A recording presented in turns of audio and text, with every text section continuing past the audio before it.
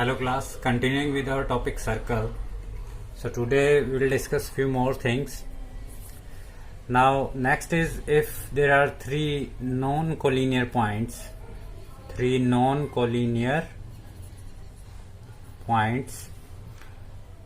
if there are three non-collinear points, how many circles can pass through them? How many circles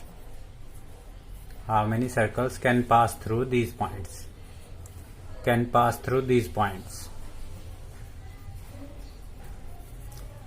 Now in this question, three non-collinear points are given. Non-collinear means which are not lying in the same straight line. So suppose these are the three non-collinear points, and we want to know how many circles are possible which can pass through A, B and C. How many circles can pass through A, B and C? Now to give the answer of this question, what we have learnt yesterday, there were two things, that perpendicular from the center to the chord bisect the chord, and the other one is if we join the midpoint of a chord to the center, it will be perpendicular to the chord. Okay, these were the two important theorems. So now if there is any circle which will pass through A, B and C, if there will be any circle, AB, BC and AC will be the chord of that circle.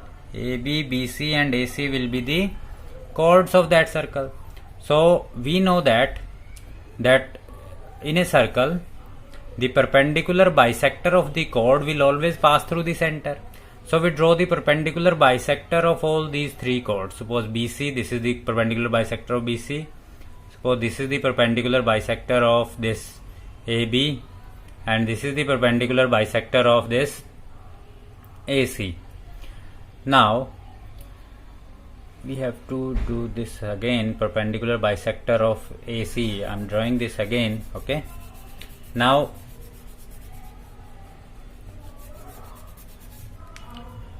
these were the three non-collinear points. I am taking the perpendicular bisector of all these three. Okay, they will pass through the same point.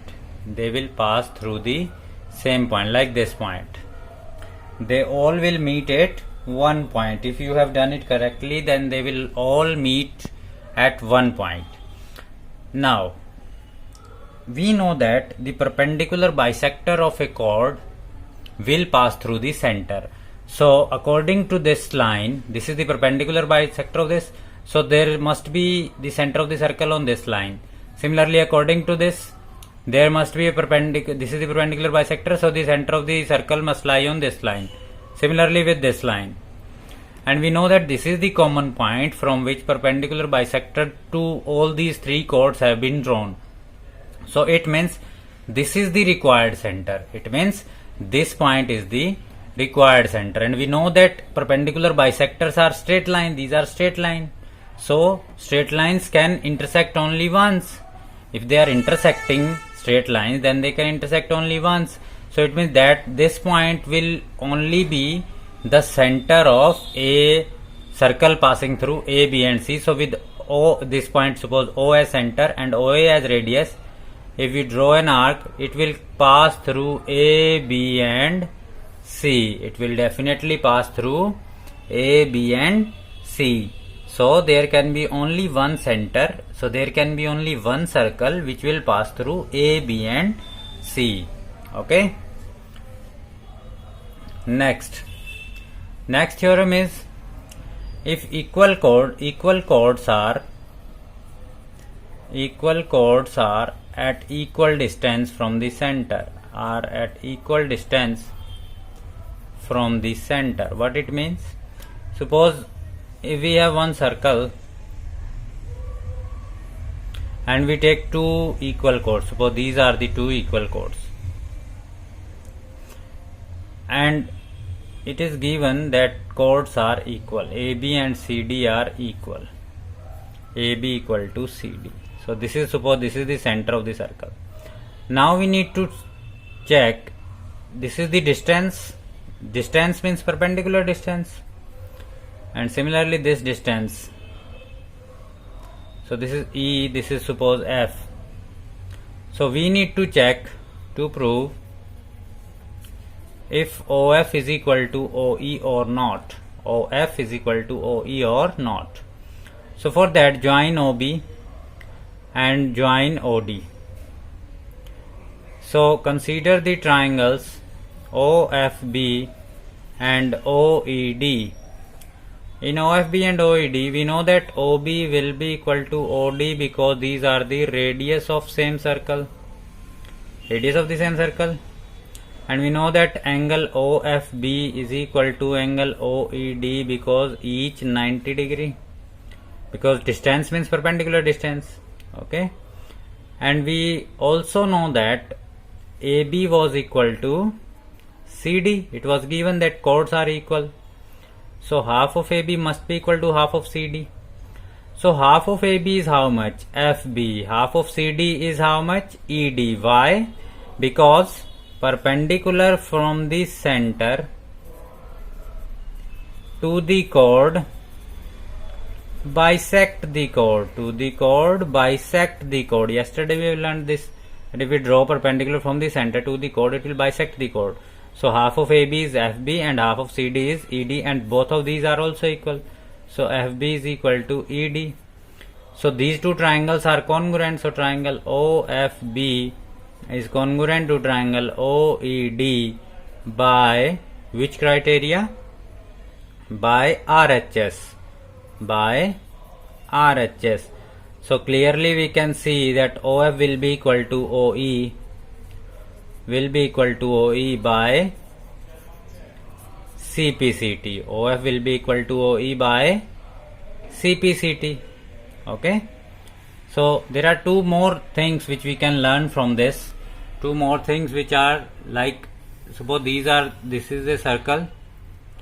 Okay. Now in this circle, if suppose this is a chord and this is the other one. Now if I say AB is greater than CD, this is AB and this is suppose CD. This is the center of the circle. So suppose this is the perpendicular and this is the perpendicular to this OE, and suppose this is F. So now we can clearly see what we say, this is OB and this is suppose OD. What I am trying to say that OB square will be equal to OE square plus EB square. Yes. And we also know that OF square will be OD square will be equal to OF square plus FD square. OF square plus FD square. And from the figure we can see that OB and OD must be equal because these are the radius of the same circle. So it means OE square plus EB square must be equal to OF square plus FD square. Okay. Now listen, AB was greater than CD. If AB was greater than CD, so it means half of AB and half of CD will be at the same relation. So half of AB means EB because perpendicular from the center to the chord bisect the chord. Now we clearly know that EB is greater than FD. EB is greater than FD. So if EB is greater than FD, then EB square is also greater than FD square. This is greater than this. So it means if these are to be equal, OF square must be greater than OE square. OF square must be greater than OE square. Why? Because from this we can clearly see that EB square is greater and FD square is smaller. So if EB square is greater and FD square is smaller, but still the quantities are equal, it means OF square must have a value greater than OE square. Okay. So it means OF square is greater than OE square. So OF must be greater than OE because we are talking about the lengths. So if OF is greater than OE, so what it means, we know that CD was smaller and we got to know OF, we were having in the beginning AB greater than CD. Now if AB greater than CD, what we came to know that OE is smaller and OF is greater. It means the greater chord will be nearer to the center because OE is the perpendicular distance of AB. So it means larger chord will be nearer to the center, and similarly smaller chord will be away from center. If it means if we have two chords, what it means, we came to know that if we have two chords, the larger one will be near the center, and if this is the small chord, it will be away from the center. Okay, the larger chord will lie near the center and the smaller chord will lie away from the center. Okay, so these are the few more important results. Okay, so if you have not understood, please watch the video again and again to understand the things. Okay, so guys, thanks for watching. I hope you will like the video. So we have two more theorems.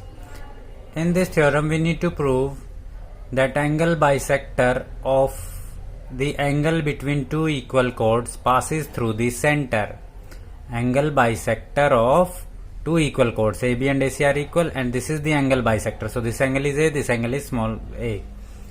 So it means we need to prove that this line is the perpendicular bisector of BC. Okay, because we know that any line through the center will bisect BC perpendicularly. So to prove that this line passes through center, we will prove that it bisects BC perpendicularly. Okay, so for proof, we take triangle ABD and triangle ADC. In these two triangles, we know that AD is same to both the triangles, common part, common length, and it is given that AB is equal to AC is given because the chords are equal, and we know that angle BAD is equal to angle DAC is equal to small a because it is given that this is the TA is bisector of angle A. TA is bisector of angle A. Okay, so these two triangles are congruent. So triangle ABD is congruent to triangle ABD. So ACD, these are congruent. So clearly angle ADB is equal to angle ADC by CPCT, and we also can see from the figure that angle ADB plus angle ADC must be 180 degree because it is a linear pair. So both the angles are equal and they are forming a linear pair, so it means each angle is 90 degree. So each angle is 90 degree. Also from the congruency we can clearly see that BD and CD are equal. BD equal to CD also. This is also by CPCT from this triangles, this relation. So therefore this OA line, or you can say TA line, bisects BC perpendicularly. So it is possible only if these two things are possible only if this TA passes through the center of the circle, passes through center of circle. Okay, because in the first theorem we learned that the perpendicular from the center to the chord bisect the chord. Okay, so it is only possible if it passes through the center of the circle. Okay, so one more theorem we will do. So next theorem is this: if these two circles are intersecting, then the line joining their centers is the perpendicular bisector of the common chord. Means this line joining their center, O and O dash are joined by this line, so it is perpendicularly bisecting AB. So we need to prove that. To prove AP is equal to PB and angle APB is equal to angle APO is equal to BPO is equal to 90 degree each. This is we need to prove. Only then O dash will be the perpendicular bisector of the common chord AB. Common chord AB, why? Because it is common to both the circles. Okay. So for the proof, join all these A, OB, O dash A and O dash B. Join all these. Now first we will take triangle AOO dash and BOO dash. So from these two triangles we know that AO is equal to BO and AO dash is equal to BO dash, because these are the radius of same circle. These are the radius of same circle. And also OO dash is equal to OO dash. This is common part. So clearly triangle AOO dash is congruent to triangle BOO dash. So these are equal. So from this we can see that angle AOO dash will be equal to angle BOO dash by CPCT. Okay. Now come to triangle OAP and triangle OBP. From this we can clearly see that OP is equal to OP is the common part, and these two angles we have just proved. Angle AOO dash is equal to angle BOO dash, just proved. And one more thing is that OA will be equal to OB. So clearly from the figure, if you see that triangle OAP is congruent to triangle OBP. Congruent to triangle OBP. So from this, by CPCT, we can see AP is equal to BP by CPCT, and also angle OPA is equal to angle OPB by CPCT. And again, these two angles are forming a linear pair. So sum of these two should be 180. So it means each angle is equal to 90 degree. Okay. So this is also one more important theorem. So if you have any problem, if you have not understood anything, watch the video again. Okay. I hope you will like the video. Thank you.